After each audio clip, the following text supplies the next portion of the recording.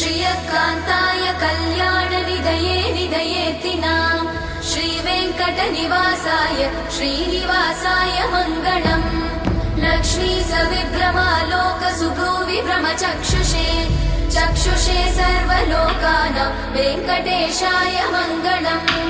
श्रीवेङ्कटाद्रिशृङ्गाग्रमङ्गलाभरणाग्रये मङ्गलानां निवासाय श्रीनिवासाय मङ्गलम् सर्वावयव सौन्दर्य सम्पदा सर्वचेतसां सदा सम्मोहनायास्तु वेङ्कटेशाय मङ्गलम् नित्याय निरवध्याय सत्यानन्दचिदात्मने सर्वान्तरात्मने श्रीमद् वेङ्कटेशाय मङ्गलम् स्वतः सर्वविदे सर्वशक्तये सर्वशेषिणे सुलभाय सुशीलाय वेङ्कटेशाय मङ्गलम्।